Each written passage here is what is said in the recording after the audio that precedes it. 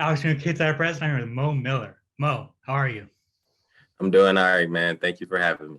Of course, man. Of course, I always love talking with you, man. It's been about a month since your fight. How you feeling?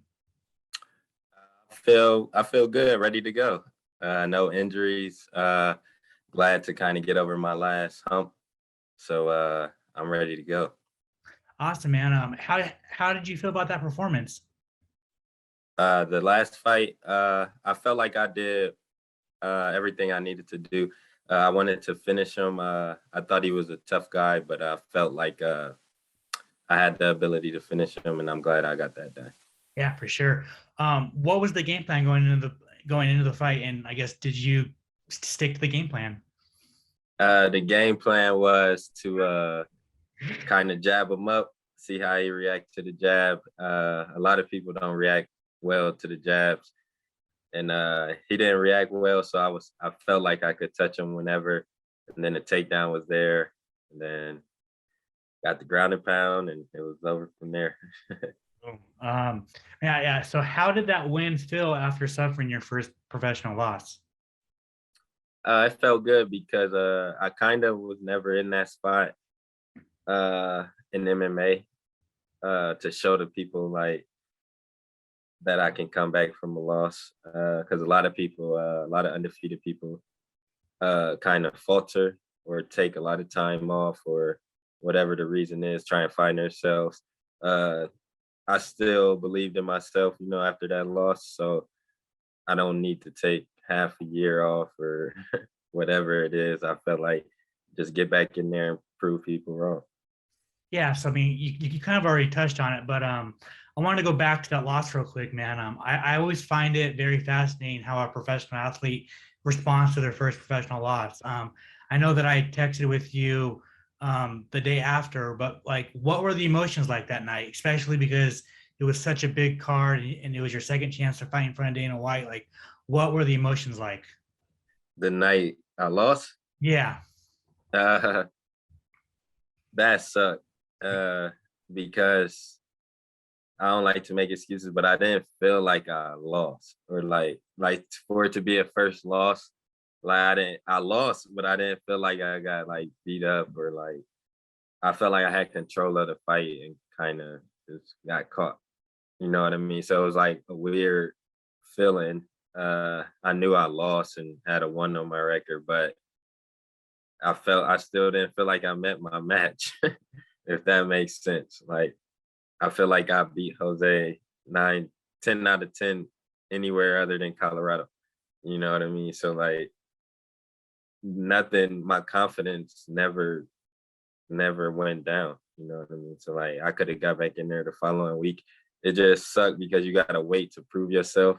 You know what I mean? So the holidays was right there, so I had to wait, family time, and everybody want to talk about all the, you know what I mean? And I know who I am, so like it just sucked going through that process.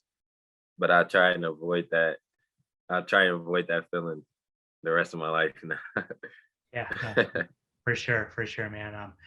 Yeah, I mean, did you hear like did you I guess were you aware of like all the critics out there when you got that loss and they were just like, oh, see, Mo Miller's not that good, not that good. And it's just like, you had all this hype. We all know you're good, but there's these fakety fans in mixed martial arts that just you lose once and you're no longer good. hmm I don't think they know me. You know what I mean? Yeah. So it sucks because I got to go through a couple months of like DMs and hearing them saying I'm not good at something where I know I'm good at. You know what I mean? Uh, but that's why you fight, and I know I can prove myself the next time I get in the cage. So I try not to pay attention to them because they don't know me or know my skill set. Uh, so it really don't affect me. It just if it affects me, it's positive. You know what I mean? It gives me motivation and like prove people wrong. But one ear out the other for the most part. Um, how bad did you want to get back in that cage after that loss?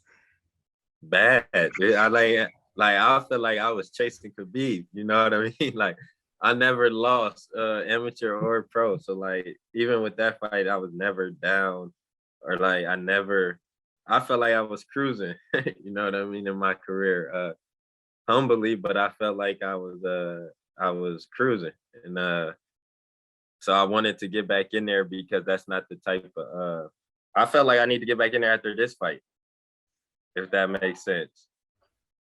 Yeah, no, for sure, man. With your win over Everett Anderson, did you get any calls from any of the big promotions yet? Uh, no, I didn't get any calls from them, but my manager is doing his job. So UFC is in Columbus uh this weekend, so I'm ready to go right now. So if any of them miss weight, I'm already in the 140s. I've been preparing. That's kind of one of the reasons I wanted to win, because I knew they was coming to Columbus. So I knew if I just got to give myself the best opportunity, you know what I mean? So if one of them miss weight in these next 48 hours or don't show up, I'm there. Yeah, I mean that's kind of where I was going with the UFC. 135, 145, anyone. Yeah, that's the UFC's in Columbus, Ohio this weekend, and that was kind of what I'm going with. I mean, if a bantamweight kind of falls out, you're in there, right? Or 145. Okay. Or Okay. 145. So they not out to clear either. So any one of them within these next 48 hours, I'm driving down That's awesome right here, man. What do you want the rest of your 2022 to look like? there.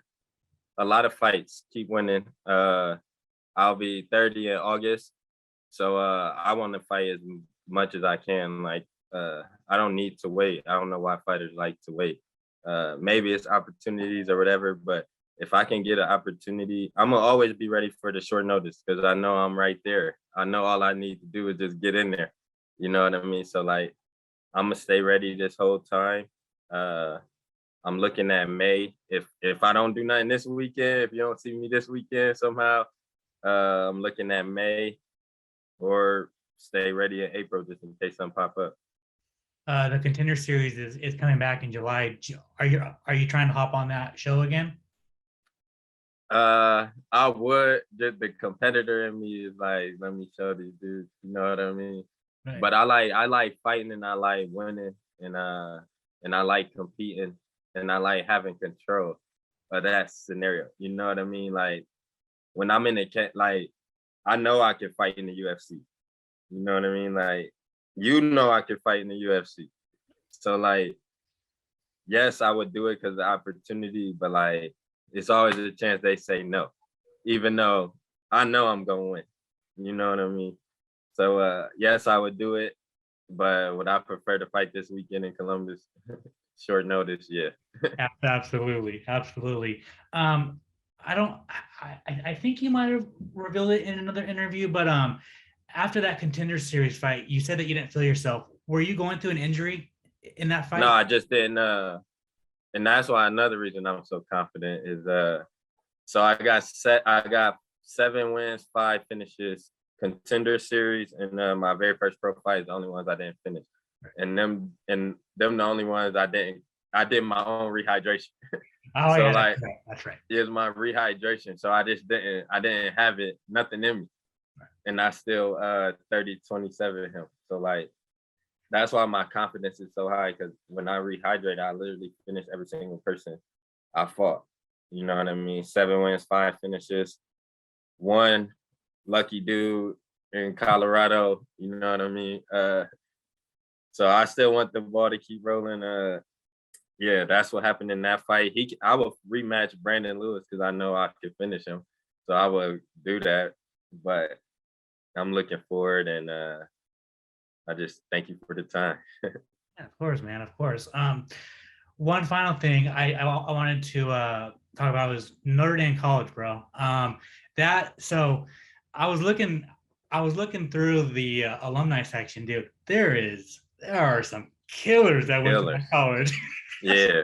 And they good, real good fighters. Like Notre Dame is like underrated for fighting. I feel like I think we like up there with like Okie State, DC, and all them as far as putting out quality fighters from the program. Me, Joey Davis, AJ McKee went there, Jared Brooks went there, Brian Hauser went there. Killers. Yeah, all of them went, you know what I mean? We was all around the same time. So like that's why I know like I could compete at that level. You know what I mean? Like y'all just gotta let me in there. Till then though, I'm gonna keep fighting the people I gotta fight. Like my manager know that I never said no, you know what I mean, to no matchup ever in my whole life, amateur or pro. So and the fighters know, you know, Dana might not know, but the fighters, you all them in the UFC, all the coaches, they all know. You know what I mean? So like I'm just gonna keep mowing these dudes down until they let me in. Yeah, man, it's only a matter of time. With Notre Dame College, why do you think so many fighters come out of that college, man? Because I mean, it's just you look at that, you look at the list, man. There's so many fighters have come out of that. Like, why that college? Cause the type of people they recruit, you know what I mean? Like in that era. Like all of us was like hard nosed, all of us had a chip on our shoulders. And Notre Dame was like a national championship team. So like that environment plus the type of people we are.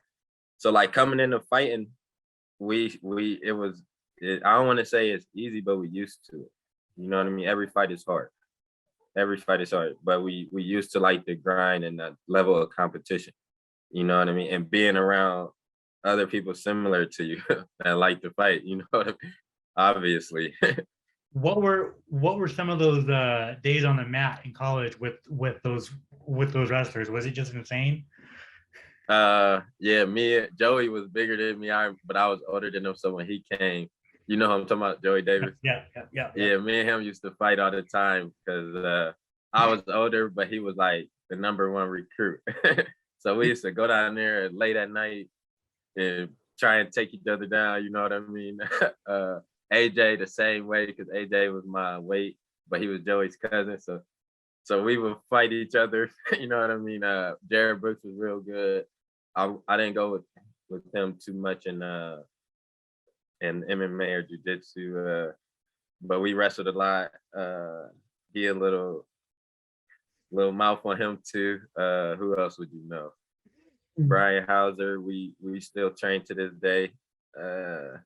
We got good battles. Who else would you know? You got to show me the list, and I got a story from all. But me and Joey would talk a lot because we both competitive, so I love going back and forth with him. AJ, Brian Hauser, Jeffrey Pelton, Kobe Fair, Kobe. Yeah, I don't know how I forgot about Kobe. But yeah, you know, y'all see you getting used to him. So yeah, me and Kobe was there at the same time. All them names, we was there pretty much the same time. Bulgarian, he was there. I'm a little older than him, but he come out that room. Yeah, I mean, that is an insane room. And yeah, I mean, I just talked with Kobe Fair last time I was in Vegas, and yeah, I mean that little kid has something to him, man. He's ready, man. Yeah, man. It's great. Yeah, he's funny, man. Yeah. I'm glad you got to meet him. Yeah, no, he is a character. He's a character of his own set. So I know what you're talking about. yeah. I know. Yeah. Anyway, man. Yeah. So anyway, I just wanted to say thank you for your time, man. I really appreciate it. I think it's only a matter of time before you're in the UFC. I think if someone falls out, we're gonna see you this weekend. Yeah. And if not, then I mean, you're gonna knock somebody out in April or May, and we'll see you late summer. So if you want to plug any of your sponsors, any social media, you want to thank anybody, floor is yours. First, thank you for the time. Thank you. The man upstairs put me in this position. Everybody out there who see this, pray I get on Columbus card this weekend. Shout out to all my sponsors. Can't name all of y'all right now, but I'll tag y'all. And just thank you to everyone who keeps supporting me, man, and believing in me and want to see me win. And I appreciate everybody.